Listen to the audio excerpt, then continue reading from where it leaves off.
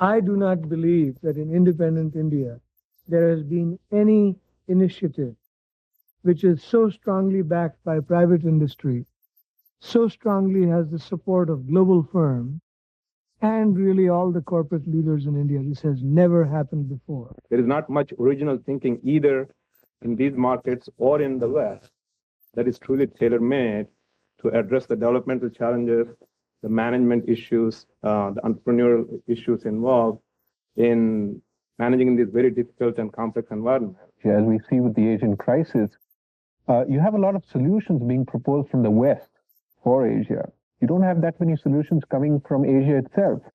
The aspiration is to create a world-class school, and right from the very beginning, in every aspect of it, we want to make it world-class.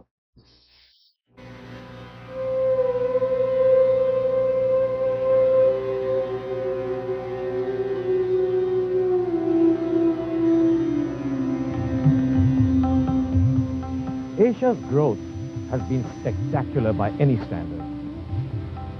It has been highly innovative, both in reshaping the old and in creating new ideas. Where it has fallen short is in its institutions. They have singularly failed to keep pace.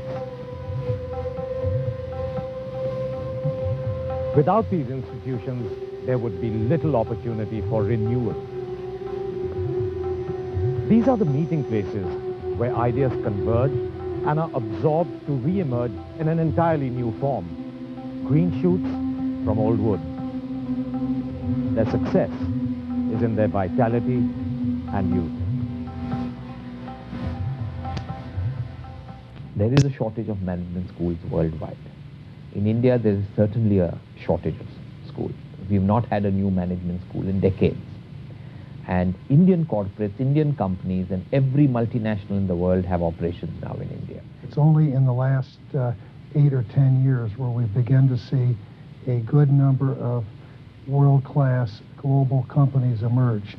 And there's just, given the rate of growth there, there's a huge need for managers who are going to be able to operate in the global business environment, have the best practices internationally, but be able to be sensitive to the cultures in which they work.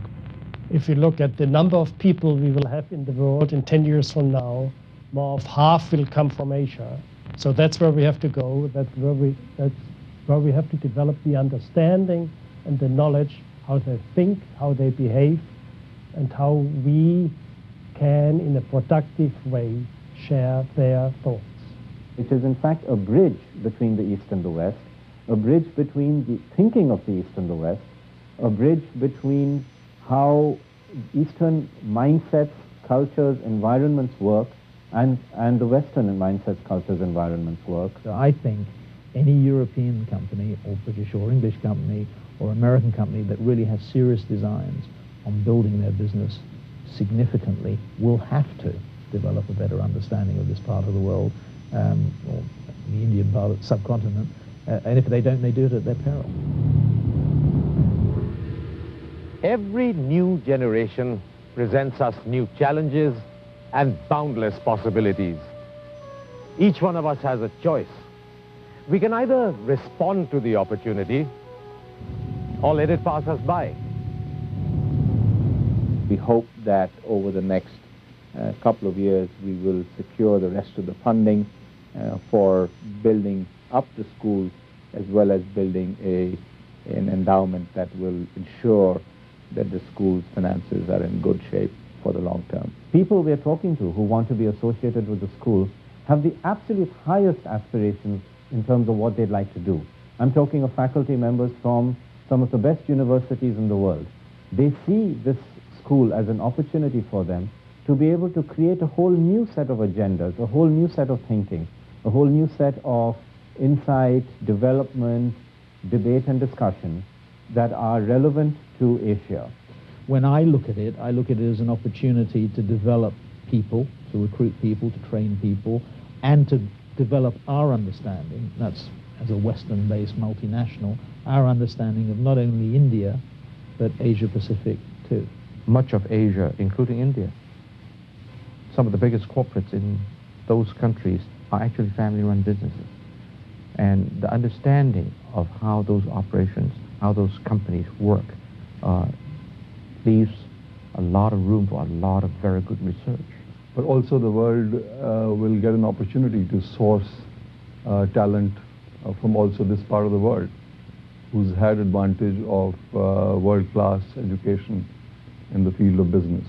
Usually in businesses, everyone competes with each other. But this is a program, this is a venture, this is a dream that we all are working together. 10 to 12 largest corporates in India, irrespective of what field they are in, whether they are in retailing or finance or consulting or whatever, manufacturing, we've all got together and we've been talking about it and working on it for the last 18 months to put our plans, to put our dreams, to put our thoughts on paper and see how we can create an international school of business. It's a very, very big idea. It's got a first-class board, it's got a great charter, and it's an opportunity for people to be in on the ground floor of something that's very big and very exciting.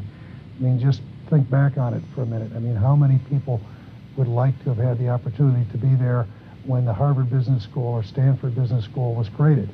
You can't recreate Harvard or Stanford or Kellogg or Wharton, but you've got a chance to do that right there in India.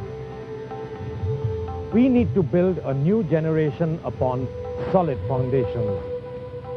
They are the clay which we can help mold and shape. We need to be sure that they are deeply rooted in good soil of sufficient depth. We need to nourish them, nurture them, encourage their growth.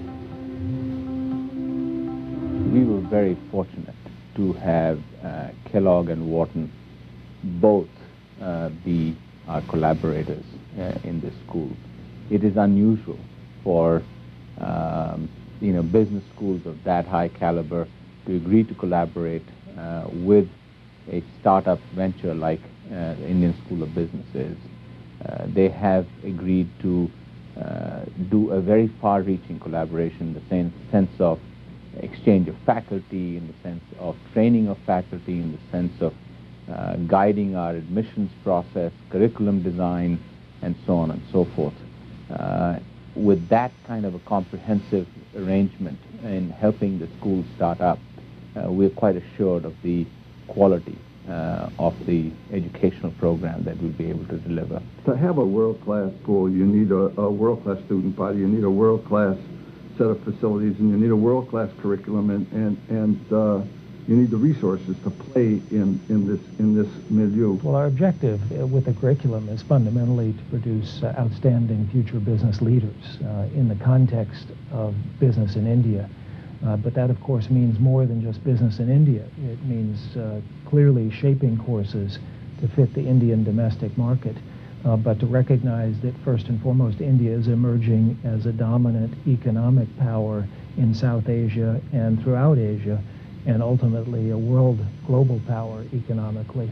So the fact that ISB is going to be hooked up with top U.S. business schools such as Kellogg and Wharton is in itself a very meaningful thing. It assures that it should have top business professors. I think that is very critical. What we are giving, what we are providing is a state-of-the-art campus on a 250-acre plot with most modern facilities and modern training and the best faculty that is possible. We are looking for talent from all over the world. Our location in Hyderabad has got the Indian Institute of Information Technology next to us. We have the Microsoft facilities next to us, the Oracle facilities next to us, the IBM facilities next to us. So I'm clear that information technology, management education, that fusion of it will be one of the dimensions where will be very, very different. I think they'll have more of a global perspective than students from most of the prominent business schools in the world. I think that's what we are trying to build. I think that's what we will effectively be able to deliver. I think the global perspective with an Asian touch to it will be the distinctive factor. To calibrate what is against what might be. That is the privilege of each and every generation. To dream dreams, to aspire to new horizons, to carve out a fresh vision. What we want to do is to create a new legacy The new legacy should be based on the internet and information age. It's a role of the emerging markets. So combinations of the programs, both on the research side as well as the curriculum-wise, the things we do should differentiate itself in a 5 to 10 year time period as the cutting edge of the new world.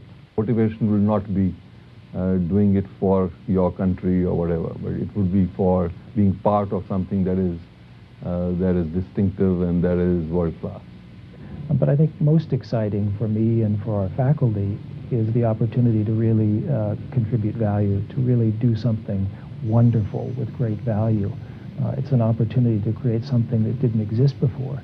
There's no question that the economic future of the world depends on great future business leadership. This school, 10 years from now, will be counted as the best business school in Asia and amongst the best in the world, and perhaps the best for producing students, producing graduates and managers who can work ideally in an optimum manner in these countries. And I want to be part of that. It is a once-in-a-lifetime opportunity. You don't build schools of this class and caliber more than once in a lifetime. It has been a dream, and what has been the best part is the extraordinary support and the enthusiasm that I received from every quarter, from the business leaders in India, from the deans of the business schools, from the faculty members, from CEOs the world over who have joined the group, and so on and so forth. It's an idea that has got a lot of support, and that is very gratifying to see. And people do it because it is a noble cause. It is something that has nobody involved in it, has really self-interest involved in it. It's something they want to give back to the business community at large, to the young students who come and who want to aspire to be leaders of tomorrow. And that's why they're doing it. And that is very gratifying. We are looking to build an institution that shapes visions, builds future leaders, makes dreams reality.